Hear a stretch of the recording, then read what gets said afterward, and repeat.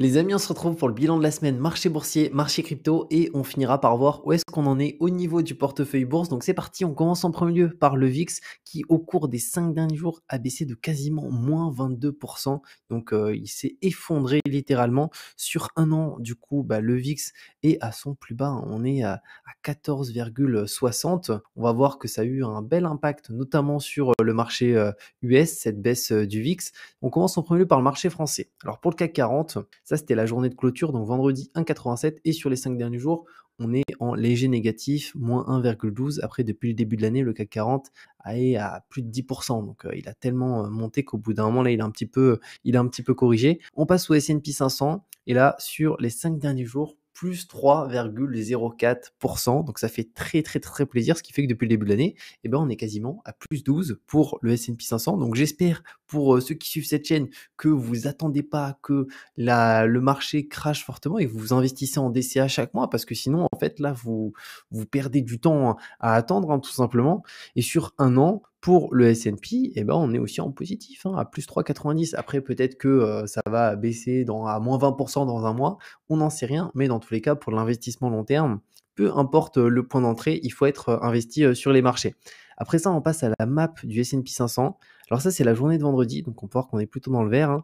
Et si on se met sur une semaine, là, il y a des actions qui ont bien explosé, hein, notamment les GAFAM, Apple 4,60, Microsoft quasiment plus 3, Meta quasiment plus 8, Netflix plus 12, Amazon plus 8 et Tesla qui a fait un petit record cette semaine avec quasiment un plus 16% en 5 jours, 213 dollars. Donc on est sur une hausse stratosphérique en 5 jours pour Tesla. Ensuite, on passe à l'ISM. Donc c'est un indicateur sur les US au niveau du marché de la manufacture. Donc il faut savoir que c'est pas le PIB global, hein. La manufacture des US, c'est 10-12%. Mais il est assez intéressant, il est pris en considération notamment au niveau de la politique des taux d'intérêt et autres. Et en fait, lorsqu'il est au-dessus de 50, ça signifie qu'on est en phase d'expansion. Et quand il est en dessous de 50, c'est qu'on est en phase de récession. Donc là, on dirait qu'il y a une énorme chute. En réalité, là, la barre des 50, elle est là. Donc ça fait plusieurs mois qu'on est en dessous des 50. Mais l'ISM prend plusieurs critères finalement pour être calculé. Donc on va avoir la partie stock des entreprises dans la manufacture. Donc je crois que c'est 300 entreprises, les 300 plus gros groupes américains. Au-delà de ça, on va avoir les offres d'emploi. Donc est-ce qu'il y a plus d'offres d'emploi ou moins d'offres d'emploi? Parce que ça aussi, ça a un impact bien entendu sur l'inflation et sur les marchés. C'est-à-dire que si on a beaucoup d'emplois et de personnes qui sont en train de travailler et qu'on a très peu de chômage, finalement, c'est pas très bon pour l'inflation. En réalité, c'est bon pour le pays parce que ça se développe, mais d'un autre côté, les gens, ils ont de l'argent, donc ils consomment plus. Et après, il y a plein d'autres points, il y a l'exportation, les stocks, etc. Mais c'est un outil qui est utile et qu'on peut utiliser notamment pour voir un petit peu comment ça se passe au niveau des marchés. Et si on se remet sur le calendrier ici, alors du coup, là, c'est sur la semaine en cours. Donc on peut voir que le 5, on a aussi l'ISM, donc là, des services. Donc là, c'est encore un autre indicateur. Donc là, c'est pas sur la manufacture, c'est sur les entreprises du service. Donc cet indicateur, en fait, il est utilisé pour plein de secteurs, mais il est pris en compte notamment par Jérôme Powell et la Fed qui l'utilisent pour voir où est-ce qu'on en est au niveau des différents secteurs aux US. Est-ce que il y a des offres d'emploi en hausse, en baisse, etc. Après, on a d'autres éléments qui vont arriver, notamment le 13 juin. On va voir tout ce qui est en rapport avec l'inflation. Donc ça va être hyper important de voir où se situe l'inflation. Et là, pour l'instant, on peut voir que ça baisse pas mal, hein. Pour l'instant, on est vraiment sur une belle baisse depuis juin. Et espérons que ça continue de baisser. Après ça, on passe aux États-Unis. Joe Biden promulgue la loi qui évite une banqueroute. Donc le Congrès américain a adopté cette semaine ce texte qui permet de suspendre jusqu'en janvier 2025 le plafond d'endettement public des États-Unis parce que ils étaient arrivés au plafond maximum qu'ils ne pouvaient pas dépasser.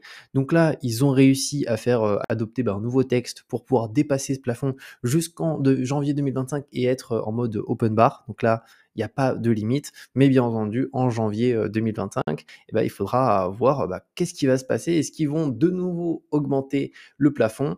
Et c'est principalement là pour éviter tout simplement un défaut de paiement des États-Unis, hein. Ça pourrait être très très impactant, notamment en cette période avec de l'inflation très très élevée, des taux élevés. Même si l'inflation baisse, elle reste encore pour le moment élevée.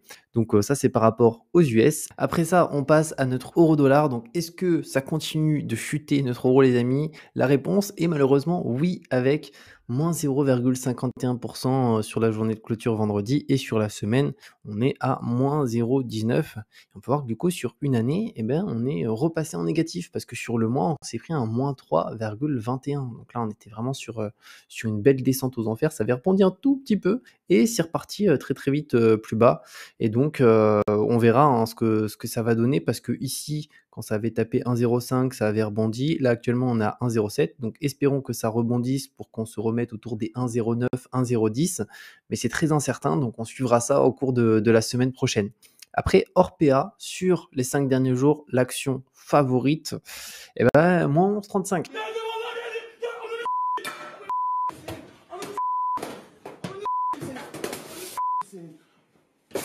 Donc, Orpea, ça a pas très bien performé, hein. Bon, après, ça a jamais vraiment très, très bien performé depuis maintenant quelque temps, c'est une catastrophe. Mais, vaut mieux investir sur le marché plutôt qu'investir sur Orpea. C'est encore une fois très, très risqué. On peut voir que la capitalisation, elle a encore diminué. Je crois que la semaine dernière, on était à 130 millions. Là, on est à 126. On arrive vraiment sur une small cap qui va bouger, très, très fortement de plus en plus avec peut-être des journées où on verra du plus 40 et du moins 60. De toute manière, on suivra ça, mais peut-être qu'au bout d'un moment, la capitalisation sera en dessous des 100, voire en dessous potentiellement des 50, ça serait dingue, mais tout est possible. Après, on passe aux cryptos. Alors là, les cryptos, il y a pas mal d'actualités, notamment des choses à faire si vous utilisez certains portefeuilles parce qu'il y a des hacks en cours. Alors, sur les 7 derniers jours, BTC 1,35, ETH 4,03. Donc, les cryptos, ça n'a pas trop bougé avec quand même des légères hausses, donc c'est toujours ça. Et certaines ont un peu plus bougé. Litecoin, juste ici, qui a son halving très prochainement, et XRP, plus 11,5%. Et là, pour les autres cryptos, globalement, il ne s'est pas passé énormément de choses. Maintenant, les actualités, énorme hack crypto en cours. Donc, Atomic Wallet attaqué, 35 millions de dollars envolés. Donc ça, hyper important, si vous utilisez le wallet, donc Atomic Wallet, qui de base, normalement, ne peut pas trop se faire hacker parce que c'est un wallet, on a sa propre clé privée et tout. Et ben actuellement, il y a un hack en cours. Donc, il y a même déjà plusieurs vidéastes français qui se sont fait hacker. J'ai vu à la chaîne Umento, qui est un vidéaste français, lui, il s'est fait hacker dans la nuit 40 000 $, ou 40 000 € qu'il a perdu. Donc, si vous utilisez ce wallet, sortez vos fonds le plus rapidement. Après, visiblement, ils se sont attaqués aux plus gros portefeuilles. Ils ont attaqué les plus gros portefeuilles en priorité, mais même si vous avez 100, 200 et quelques euros, bah, regardez si vos fonds y sont toujours, et s'ils y sont plus, malheureusement, là, ça va être compliqué. Et comme quoi, même avec un wallet privé, bah, des fois, c'est possible d'être hacké, ce qui est assez dingue. Ensuite, Dogecoin, juste ici, Elon Musk accusé de délit d'initié par des investisseurs du même coin.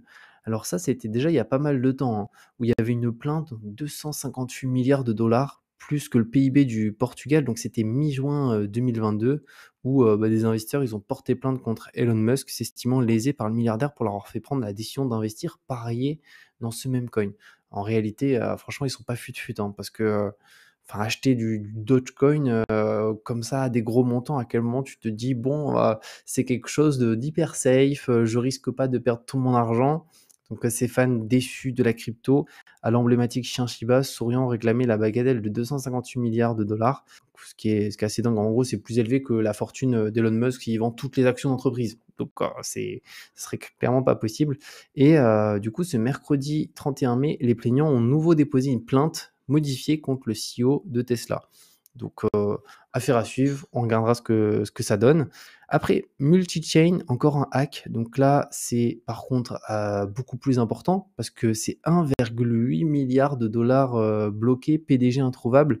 Alors en réalité, c'est pas encore un hack de ce qu'on peut en voir, mais ça ressemble soit à du FTX, soit à quelqu'un qui est parti avec la caisse. Mais ça n'a pas été revendiqué comme un hack, parce que ici, par contre, c'est bien un hack, hein. Là, c'est 35 millions. Mais bon, 35 millions, ici, c'est 1,8 milliard. Donc, c'est énorme. En fait, c'est un protocole DeFi sur lequel on peut déposer ses fonds et faire des prêts en échange d'un taux d'intérêt. Et ce qui se passe, c'est que bah, pour le coup, les personnes n'ont plus la possibilité de ressortir leurs fonds Donc il y a une suspension, des dépôts, des retraits et le message ici qui fait très peur, c'est le message de l'équipe, finalement du protocole. Donc j'imagine les community managers de l'entreprise qui ont dit: «Au cours des 2 derniers jours, le protocole multichaîne a connu de nombreux problèmes dus à des circonstances imprévisibles. L'équipe a fait tout son possible pour maintenir le protocole en marche, mais nous sommes actuellement incapables de contacter le CEO Zhao Zun et d'obtenir l'accès au serveur en vue d'une maintenance». C'est-à-dire qu'en fait, ils n'arrivent pas à contacter leur boss, qui est, ici le CEO et en gros, c'est la personne la plus importante et c'est quand même assez bizarre quand tu es salarié de pas pouvoir contacter pendant plus de 2 jours le chef de l'entreprise, en sachant que là, c'est l'événement le plus grave qui se passe pour cette entreprise. Donc ça pue clairement, sauf que là, c'est des montants énormes, donc ça risque d'avoir un bel impact, hein, sur les marchés, hein. S'ils se rendent compte que, le PDG, soit il est parti avec la caisse, soit, ils ont fait, n'importe quoi, soit c'est un hack et au final ils disent pas qu'ils sont hackés. Donc on verra ça de toute manière, mais là, c'est vraiment un très, très gros montant, 1,8 milliard de dollars. Maintenant, ce qu'on va faire, c'est qu'on va voir l'évolution du portefeuille bourse. Alors là, il y a beaucoup moins de volatilité, que sur la partie, crypto, parce que là, avec tout ce qui se passe, ça bouge pas mal en ce moment. Donc on est parti, j'enregistre mon écran et je le partage. Du coup, là, normalement, on voit mon écran. Donc pour le portefeuille, j'utilise Trade Republic. D'ailleurs, pour ceux qui souhaitent ouvrir un compte gratuitement, vous avez un lien en description avec tous les bonus qui vont bien. Dès qu'il y a des bonus, j'actualise le lien. Et au niveau du portefeuille, où est-ce qu'on en est? Alors là, on est sur un jour. Donc ça, c'était la journée de clôture. Donc globalement, 0,17. On a gagné 6 euros. Bon, c'est pas fameux, mais de toute façon, c'est du long terme. Et sur une semaine, on est sur 0,51%. En sachant qu'au niveau de nos différents investissements qui sont là, alors là, je suis depuis l'achat. Malheureusement, il n'y a pas l'option sur la semaine. Ce serait cool qu'ils rajoutent depuis la semaine pour voir plus facilement et suivre. Mais au niveau du portefeuille, donc on a l'Europe qui sous-performe un petit peu. En réalité, si je mets sur une semaine juste là, on peut voir moins 0,23, donc c'est un petit peu baissé. Et après, si on part sur notamment notre ETF World Quality, juste ici, on est à 1,20. Donc oui, ça se comporte quand même, ça se comporte mieux que l'Europe actuellement. Et après, on a aussi un petit peu d'or juste là, donc sur une semaine, au niveau de l'or, 1,09. Donc c'est aussi une petite hausse. Et Apple, regardons où est-ce qu'on en est. Apple sur la semaine, 3,53. Donc, comme on l'a vu juste avant, Apple a bien monté cette semaine, donc ça a contribué à faire monter un peu le portefeuille. Après, pour le gold et Apple, j'investis plus dessus. Au niveau de ce portefeuille, c'est juste que je ne les ai pas transférés, mais je suis que sur les 2 ETF, World Quality et Messi Europe, c'est juste que je ne veux pas les vendre et je n'ai pas eu le temps de les transférer. Et au niveau des plans d'investissement, donc j'en ai 2. ETF World Quality, donc là, il va réinvestir dans 5 jours. Et l'Europe, où j'investis un petit peu moins, c'est pour faire en sorte que la pondération du World soit un peu plus équilibrée avec un peu plus d'Europe à l'intérieur. Et là, ce qui est bien, c'est qu'au niveau de ces plans d'investissement, j'ai pas de frais et ça me permet d'investir en automatique toutes les semaines. Et d'ailleurs, petite astuce, je sais pas si je l'ai dit dans une vidéo, mais pour Trade Republic, si vraiment on ne souhaite pas du tout regarder son portefeuille pour que ça soit full automatique, on peut faire des virements automatiques. Alors moi, j'utilise Boursorama. Un virement automatique, soit tous les mois, soit toutes les semaines, ou peu importe, directement sur Trade Republic, donc il n'y a pas de frais pour les virements. Et ensuite, mettre des plans d'investissement. Et comme ça, on peut laisser tourner pendant 20 ans. Il n'y a vraiment aucune action à mettre en place. Et là, ça devient vraiment extrêmement passif. Et pour l'investissement long terme, c'est l'idéal. C'est-à-dire qu'il n'y a même plus besoin de guetter son portefeuille. Tous les investissements se font toutes les semaines. Donc ça, c'est vraiment top. Et actuellement aussi, il y a 2% de taux d'intérêt juste ici, parce que j'ai vu qu'ils m'ont versé des intérêts il y a quelques jours. Donc c'est toujours cool, en tout cas pour les espèces qui sont disponibles sur le compte et qui ne sont pas utilisées. Au lieu d'avoir zéro, il y a un petit peu d'intérêt, même si moi, je n'utilise pas Trade Republic pour ça, mais c'est toujours ça. Donc voilà par rapport à ce bilan, les amis, pour le portefeuille bourse. Donc ça avance petit à petit. J'espère que cette vidéo vous a plu. On se retrouve très bientôt pour une nouvelle vidéo. Prenez soin de vous et ciao!